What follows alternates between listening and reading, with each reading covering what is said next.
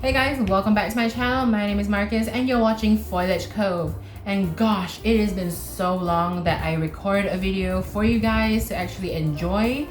There's been so much going on lately. I've had exams. Yes, you heard me, exams, and I'm finally back and exams over. Woo!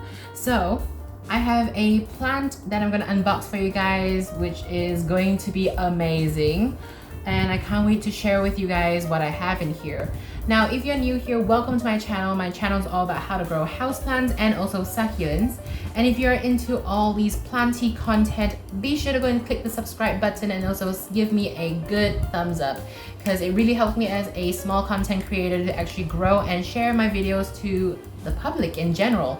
Without further ado, let's get into this video and unbox this baby. So here is the box. Oh my god, I nearly tripped it, but yeah, here is the box. So I'm gonna unbox it with my trusty blade as well. So I'm just gonna go in here and give it a good slice. I hope I don't chop the plant, even though it's actually a very small plant, but still, it is precious and it is expensive. And yeah, so yeah, just a quick update on life. I have officially finished my exams and finals and I'm free most of the time. So be expected to see more videos uploaded. And yeah, we will see what will happen next. So here it is. This is the box unboxed. So let's take out the plant. Oh my gosh. Okay. Actually, a little bit stuck in there, but all right. Hello, look at that. That's my name right there. Oh my god, it's so hard to get it out, but drum roll, it's like a slow reveal. All right, so this is the plant right here, and yeah, based on just a little glimpse of it, I want you to tell me in the comment sections but down below, what plant could this be and what plant do you think it is before I unboxed. And yeah, tell me, what do you want to see next? Like, what do you want me to talk about, like philodendron care and etc. Like, I will be open for comments and people commenting and see what do you guys want to actually see and also learn about. And yeah, here it is. Oh my god, ta-da! This here, I present to you, boys and girls, ladies and gentlemen, this is a philodendron gloriosum. I finally have my philodendron gloriosum after my entire houseplant career, hobby. I have my first ever gloriosum and it is so cute. I got this in a very good price as well, and it's pretty tiny. As you can see, this is just a single leaf right here. And yeah, let's just see, what do we have in here. Oh my gosh. Okay, I gotta tweak my camera down a little bit just so you guys could actually see what on earth I'm doing. But yes, there it is, and there is some trash which I'm just gonna tuck it away so it's more pleasant. And yeah, let's just cut this open. Hope I don't accidentally cut the plant. Oh my gosh, I will be actually sad if I actually do cut the plant by accident, but yeah. Okay. Oof. Right. So I need to figure out, how do I do this? Like so. Look at that. Oh dear. Okay. So there's a little bit of juices coming out underneath, so I need to get my cloth. And also, I love to use and save up these containers. This is from porridge. I just have them laying around and I save them so I could use it as a little container for my plant to actually sit in and have its own water reservoir. Now, gloriosums in general are gorgeous, as you could see why. Even though it's just a small plant, it could grow huge leaves when it's getting its full potential, and also when it gets to crawl. Talking about crawling, Philodendron gloriosum is a crawler. It does not like to climb on trees, and ooh, there is a lot of juices. Okay, right, there is juices for days.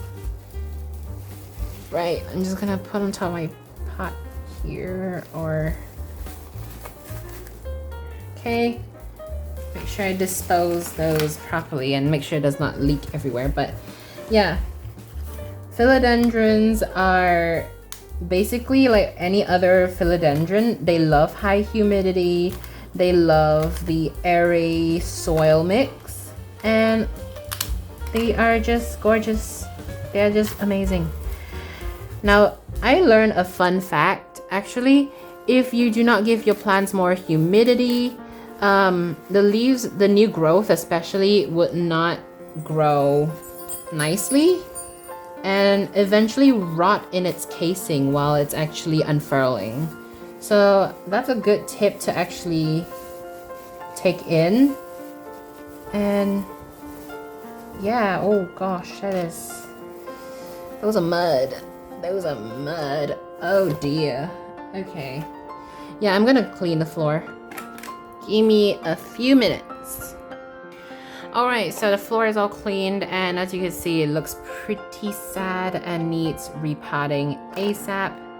And I think it kind of snapped from the mother stem. You can see it snapped off, so I hope this mother stem, I could save it and it'll push out new pups.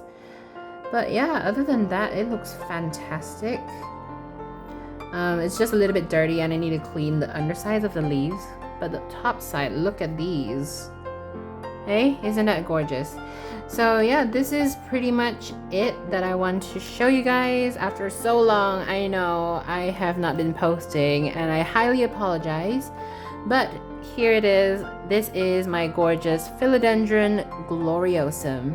Hey guys, so it's been a few days just to give you guys a little quick update. And yeah, I potted up this gloriosum in a very aerated mix. So in here is just leca.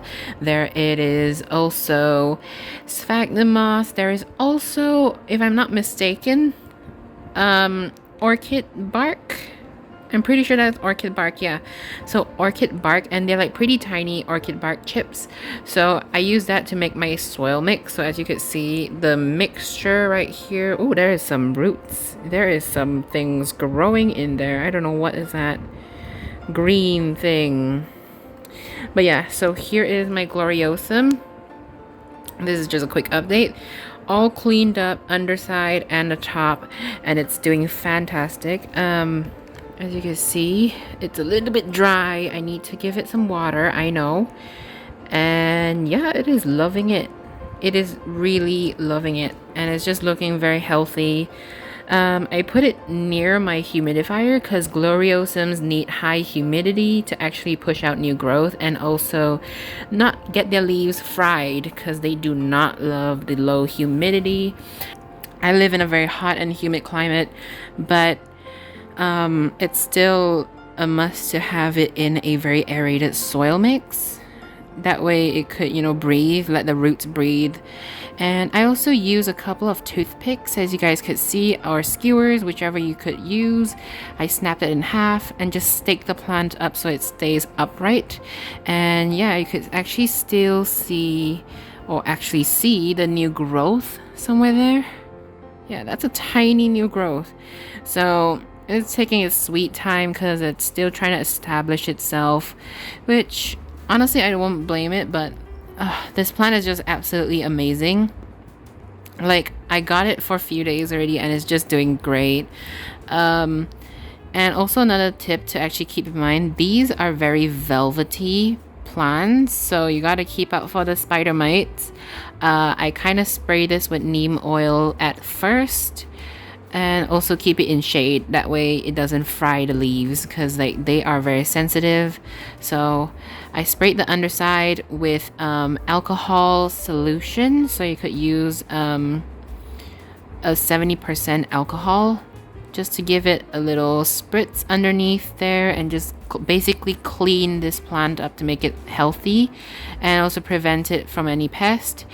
And also I recommend if you get a new plant, at least quarantine this for like a week or two just to ensure that it's pest free, even though it's just a little tiny baby, this tiny little cuteness here. But yeah, that is the plant, and I hope this actually helps like I said before.